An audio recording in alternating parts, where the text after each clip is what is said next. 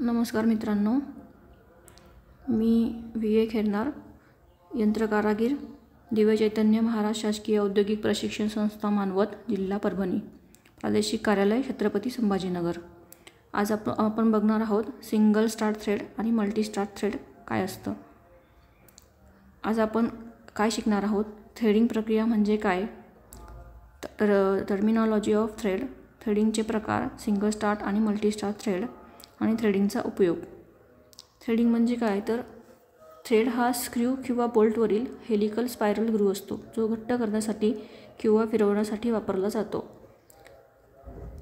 Threading operation आकृतीत दाखवल्याप्रमाणे lathe मशीनवर थ्रेडिंग ऑपरेशन अशा प्रकारे केले जाते।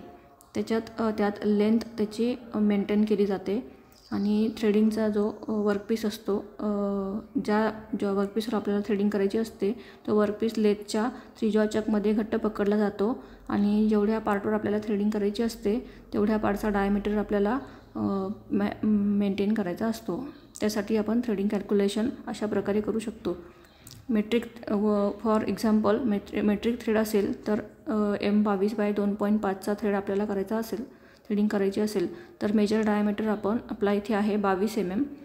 मायनर डायमीटर आपल्याला इथे कॅल्क्युलेट करायचा असतो, तो म्हणजे मायनर डायमीटर बरोबर outer diameter minus 2 × threading depth. Threading depth आपल्याला कॅल्क्युलेट करायची असते, ती म्हणजे डेप्थ बरोबर 0.64 × थ्रेडिंग पिच। थ्रेडिंग पिच आपल्याला ड्रॉइंगमध्ये दिलेला असतो, 0.64 × 2.5 = 1.6 ही आली थ्रेडिंग डेप्थ आणि पिच आहे 2.5 mm। यावरून आपल्याला मायनर डायमीटरची साईज कॅल्क्युलेट करता येते। मायनर डायमीटरची साईज मेंटेन केल्यानंतर, मशीनिंग केल्यानंतर त्यावर आपल्याला जी पाहिजे ती थ्रेडिंगची साईज आपण थ्रेड करू शकतो। थ्रेडिंगची टर्मिनॉलॉजी आकृतीत दाखवल्याप्रमाणे एक major diameter, minor diameter, pitch diameter आणि थ्रेडची डेप्थ आणि थ्रेडचा पिच।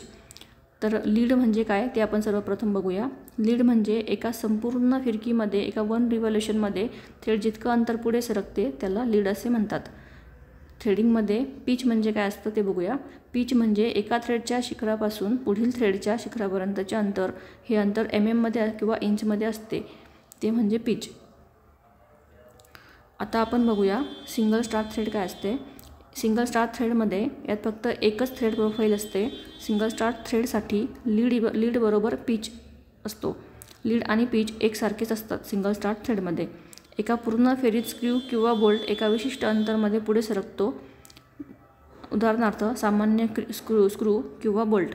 याचे सिंगल स्टार्ट थ्रेडचे फायदे म्हणजे थ्रेड हळू पकडला जातो पण त्याची पकड मजबूत असते आणि त्याची स्लिपिंगची कंडिशन पण कमी असते। त्याचे तोटे फक्त एकच आहेत, ते कमी वेगाने हालचाल करतात। आकृतीत दाखवल्याप्रमाणे सिंगल स्टार्ट थ्रेड बरोबर लीड बरोबर पिच। आणि आता आपण बघूया multi start thread. Multi start थ्रेडमध्ये एकापेक्षा जास्त थ्रेड प्रोफाईल असतात। मल्टी स्टार्ट थ्रेडसाठी लीड बरोबर पिच गुणिले स्टार्टची संख्या। मल्टी स्टार्ट थ्रेडमध्ये एकापेक्षा जास्त स्टार्ट असतात, तर एका पूर्ण फेरीत स्क्रू जास्त लांब पुढे सरकतो। जितका स्क्रू पुढे सरकतो त्याचे अंतर म्हणजे पिच गुणिले नंबर ऑफ स्टार्टची संख्या। लीड इतकं अंतर पुढे सरकतो। उदाहरणार्थ आपल्या बाटलीचं झाकण, ज्या ठिकाणी जलद उघडणे आणि बंद करणे याची आवश्यकता असते तिथे मल्टी स्टार्ट थ्रेड यूज केले जातात। आणि याचे फायदे म्हणजे जलद हालचाल करता येते आणि कमी फिरवण्याची गरज असते, आणि तोटे म्हणजे त्याची पकड थोडी कमी असते। तर सिंगल स्टार्ट थ्रेड आणि मल्टी स्टार्ट थ्रेडमध्ये एकच फरक आहे, सिंगल स्टार्ट थ्रेड ही मजबूत पकड, याची पकड मजबूत असते आणि मल्टी स्टार्ट थ्रेडची पकड जरा कमी मजबूत असते। लेथ मशीनमध्ये जो लीड स्क्रू असतो तो सिंगल स्टार्ट, त्यावर सिंगल स्टार्ट थ्रेड असतात। अशा प्रकारे आपण बघितले सिंगल स्टार्ट थ्रेड आणि मल्टी स्टार्ट थ्रेड। धन्यवाद।